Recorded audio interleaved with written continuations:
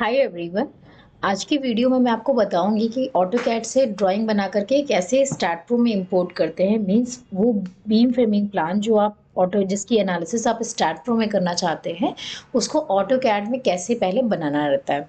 तो सबसे पहले मैंने यहाँ पे ऑटोकैड ओपन कर लिया है। ऑटोकैड को ओपन करने के बाद यहाँ पे मैं लाइन कमांड का यूज़ करूँगी। लाइन कमांड का यूज़ करके हम यहाँ पे वो प्लान बनाते हैं और जिस यूनिट में हमें चाहिए उसी यूनिट को रखते हैं। मीन्स मैंने यहाँ पे कोई भी यूनिट यहाँ पे चेंज नहीं करी है।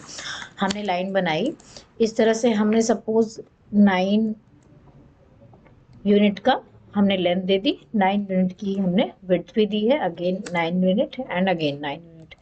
तो इस तरह से 9 मीटर्स का हमने यहाँ पे 9 बाई 9 का एक रेक्टेंगल स्क्वायर बना लिया है। अब इसमें ऑफसेट कर रही हूँ मैं 3 पे, 3-3 मीटर के स्पैन वाला हमने यहाँ पे एक फ्रेम तैयार किया है लाइक दिस। अच्छा, अब आपको एक बात का इसमें ध्यान रखना है कि जो सारी एजेस है ना, ये जहाँ जहाँ पे आपको नोड चाहिए वहाँ वहाँ पे एक्सप्लोड करना होगा। मीन्स जैसे आपकी पूरा जो स्पैन है ये 9 मीटर का दिख रहा है और अगर आपको इसमें 3-3 मीटर के स्पैन करने हैं, मीन्स आप चाह रहे हैं कि 3 मीटर का एक स्पैन रहे, फिर 3 मीटर का एक स्पैन, फिर 3 मीटर का अगला स्पैन रहे, तो ऐसे में आपको क्या करना है, इस तरह से ट्रिम करके फिर से लाइन, यानी कि सारी लाइन्स जहाँ जहाँ पे आपको नोड चाहिए वो एक अलग अलग होनी चाहिए। जैसे हमने यहाँ पे ड्रॉ करा, सबको ट्रिम करने के बाद हमने अलग से इस तरह से बीम्स को ड्रॉ किया है। तो आपको करना क्या है कि आपको सभी एजेस को एक्सप्लोड करके फिर से उसको रीड्रॉ करना है, जिससे कि ये हो सके कि आपकी जो 9 बाई 9 यूनिट की पूरी जो आपकी बीम दिख रही थी स्पैन, वो आपके 3-3 मीटर के स्पैन में स्प्लिट हो चुका है। आप देख सकते हैं कि इसकी हर एक एज अलग अलग हो गई, जैसे ये अलग है, ये अलग है ना। तो इससे आपका सारी एज जो होंगी वो अलग अलग इस तरह से हो जाएंगी। अब आपको करना क्या है कि अपनी फाइल को करना है save as, and save as option में you will get an option जिसमें आप देखेंगे कि DXF फाइल फॉर्मेट होता है। तो यहाँ पे आप देख सकते हैं पुराना भी है, 2013 का भी दिख रहा है। आप किसी भी फॉर्मेट में यहाँ पे अपनी फाइल को सेव कर दीजिए। जैसे मैं यहाँ पे डेस्कटॉप पे आपकी फाइल को सेव कर रही हूँ, ऐसे हमने सेव कर लिया। एक बात का ध्यान रहेगा, जब भी आपको फाइल इंपोर्ट करनी हो, एक्सपोर्ट करनी हो स्टार्ट प्रो में, उससे पहले आपको ऑटोकैड ज़रूर क्लोज कर देना है। अगर आप ऑटोकैड क्लोज नहीं करते हैं तो वहाँ पे शेयरिंग का एक एरर शो करता है और दिखाता है कि ये फाइल ऑलरेडी ओपन है। तो इसलिए फाइल जो है आपकी वो उसमें एक्सपोर्ट नहीं हो पाएगी। तो यहाँ पे हमने ऑटोकैड क्लोज कर दिया है, हमने DXF में फाइल को सेव कर लिया है। Now I am going to open start pro software. Start आप ओपन करेंगे।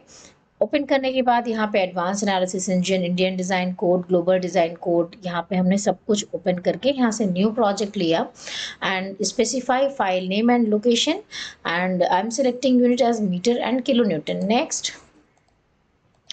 फिनिश करने के बाद हम कहाँ जाते हैं, हम जाते हैं फाइल मेन्यू में। फाइल मेन्यू में हम ऑप्शन सेलेक्ट करते हैं इंपोर्ट का। इंपोर्ट ऑप्शन में गए, 3D DXF हमने टिक करा है और इससे हमने इंपोर्ट बटन पे क्लिक किया। इंपोर्ट बटन करने के बाद हम वो लोकेशन सेलेक्ट करते हैं जहाँ पे हमने अपनी फ़ाइल को सेव किया था। जैसे हमने यहाँ पे फ़ाइल को सेव किया था and file name was drawing 1। हमने ड्राइंग 1 लिया, इसको हमने कर दिया ओपन एंड यहाँ पे आएगा वाई अप बिकॉज आपका वर्टिकली हम स्ट्रक्चर को बनाने वाले हैं, तो यहाँ पे वाई अप पे टिक करते हैं। उसके बाद हमने ओके किया और यहाँ पे हमें सेम वही यूनिट्स लेनी है जिस यूनिट में हम ऑटोकैड में वर्क कर रहे हैं। जैसे हमने मीटर्स लिया था, so I am selecting as meter kilo newton में। और आपको एक बात का ध्यान रखना है कि अगर आपको ज़्यादा एक्यूरेसी में वर्क करना, जैसे वो आपका जो प्लान था वो काफ़ी छोटा प्लान हमने लिया था, बट अगर आपको बड़े प्लान पे एक्यूरेसी के साथ में वर्क करना है तो आपको हमेशा स्मॉलर यूनिट में जाना है। लाइक में आप जा सकते हैं। अगर आप इम्पीरियल यूनिट में वर्क करना चाहते हैं तो इंचेस के साथ जाइए। यहाँ पे हमने metre and kilo newton select किया और ओके पे क्लिक कर दिया। ओके पे ही क्लिक करते आप देख सकते हैं कि आपकी फाइल है ये इसमें इंपोर्ट होके आ चुकी है। आप ज्योमेट्री में जाते हैं, you can see all the nodes clearly and यहाँ पे आप क्या कर सकते हैं, you can select each node. आप नोड कर्सर से सेलेक्ट करके आप यहाँ पे कॉलम्स बना सकते हैं। जैसे आपको सब पे कॉलम बनाना है तब तो आप सभी को सेलेक्ट कर लेंगे, बट सपोज हमें कुछ स्पेसिफिक जगह कॉलम बनाने हैं, कुछ जगह नहीं बनाने हैं, तो उस केस में हमें क्या करना है, उन पर्टिकुलर नोड्स को सेलेक्ट करना है जहाँ पे हमें कॉलम्स चाहिए। जैसे हमें बीच में कॉलम नहीं चाहिए, हमने यहाँ पे वाई डायरेक्शन में इस कॉलम को इस तरह से रिपीट कर दिया। अब go to front view and here I am selecting beam, इस तरह से सेलेक्ट किया, translational repeat, Y direction, 3 meters step लिया, but this time I am not going to check on the link step, because link step से फिर से आपके columns बन जाएंगे। ये देखिए, और बेस प्लान को हमने कुछ इस तरह से डिलीट कर दिया।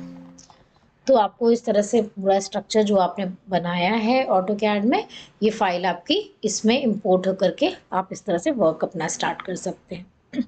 हाँ, तो हमारी वीडियो कैसी लगी आप हमें कमेंट करके ज़रूर बताएं। हमारे चैनल को लाइक एंड सब्सक्राइब ज़रूर करें। Thank you.